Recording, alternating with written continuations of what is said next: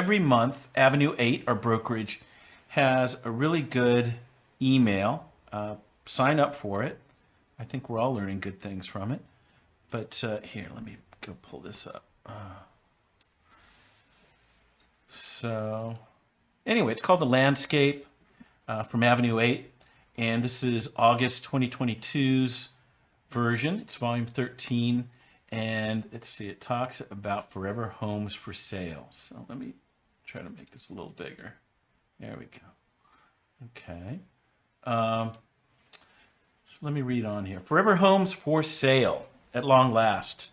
We all know that headwinds buyers are facing in the current market, but we also know that even buyers lucky enough to buy at lower price points and record low interest rates over the past 2 years faced a perfect storm themselves, as inventory shortages and intense competition produced the most extreme sellers market in recorded history.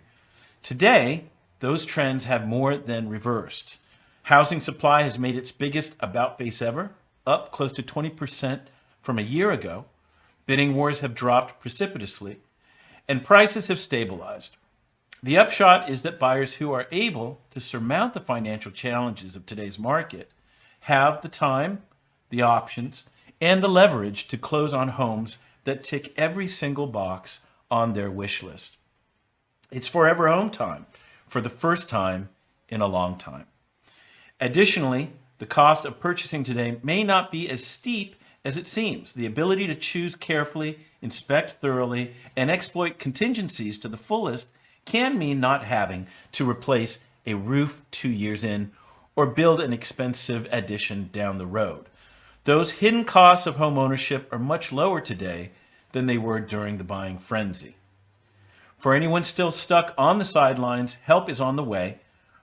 Major investors are betting big that the Fed will slash interest rates as soon as January, which, coupled with home price stabilization, should usher in a healthy, resupplied market for 2023. All right. So, I think of Fed speak. They always try to dissect individual sentences and words and blah, blah, blah. So, yes, inventory is up 20%, still very low, but it's up. And bidding wars are less competitive or fewer people, but there are still bidding wars. I think this article is great. It really does capture the climate of the market, that it's still competitive, but maybe as a buyer, you're not having to give up everything, except that you're going to have to replace a roof, except that you're only going to get 2 bedrooms, so you're going to have to build another one in the future, as they say in this. I mean, go for the finished house, go for the house you want to get and acquire and live in for a long time, as this article is stating, the forever home. And now it's a little more of an option than it certainly was, 6 months ago. Yeah. Well, let's look here. I just wanted to look on some of these links they gave us. So the sentence here, the upshot is that buyers who are able to surmount the financial challenges of today's market have the time. So let's take a look at what this link is saying. And let's see here. Okay, so this is from Zillow. Housing affordability obstacles are mounting, but buyers who can weather the storm have more time and options. June market report. So I will put these, I'm not going to get too deep into this, but I will put these links in the page on the website for people. Now, the other link they had was here. Major investors are betting big that the Fed will slash interest rates as soon as January. So let's see what this looks like. Investors bet Fed will need to cut interest rates next year to bolster the economy. In a rare wager, investors expect a quick U-turn on rates, more increases this year, then cuts next year as economy weakens. Okay, well, we have to subscribe. But okay. Some other things in the email. Oh, go ahead. Well, I was about to say, I think the Fed is willing to overshoot here. They're really trying to drive home a slowdown to cure of inflation. And they may even intentionally be overshooting with the ability to stimulate in the early year as and right, as I know we've read, a good number of people have said they undershot to get on this. So Absolutely. yeah, it's not an exact science for sure. No, it's not. By any means. Okay, well, there's some other things here. We'll pass that. Let's see. Talking points, 2 times. Factor by which the net worth of millennials grew during the pandemic, largely due to investment in real estate. 230%, amount by which adjustable rate mortgage offerings have increased over the past year amid interest rate hikes. Okay. 25% average increase in agents' incomes in 2021 as the market reached a 15-year record of 6.1 million homes sold. And then 6 out of 10, number of homes for sale in Boise, Idaho that saw a price reduction in June. The highest in the U.S. Yeah, well. Boise, comes up. Exactly. that overshot, it seems like, yes. Yeah. Okay, let's see what else did it say here. The keys, bidding wars after peaking at the beginning of 2022 are finally returning to pre-pandemic levels. So what is a share of buyer offers with competition? Well, I don't know how they figured this out, but Realtor.com did. So it has gone down. And then takeaway. Yet another hallmark of the home buying frenzy has fallen. With bidding wars no longer the norm, buyers and sellers will be able to negotiate directly and reach a deal that satisfies both parties.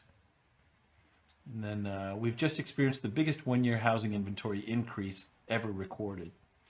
Wow, look at that. That's not happening where we are. Well, it's increasing. It's been increasing every week, not over a year's time. Right. It's really for us over the past probably 3 months where it's really shot up. Yeah, when I think back to the housing crash, which was 14 years ago, things don't happen first in the cities that are more dynamic. It happens more in the rural areas. It clearly happened very rapidly in the secondary communities, but this time around, the secondary communities are going to be interesting to watch because of the work from home dynamic. So those might, the evolution of those might be a little different than the last cycle. So we're not feeling it to that extent in the inner city, in a lot of the areas we serve, but I think they're feeling it a little more out in the suburbs. Gosh, we should do that. We should look, like you said, we should look in the suburbs or look out in the valley, like way out valley. Maybe we'll see some difference someday. We'll see it. Yeah. Sure. So the takeaway here, housing supply is increasing at a record pace and is now projected to be up compared to 2020 by August. That puts us weeks away from a complete recovery from the severe shortages sparked by the pandemic.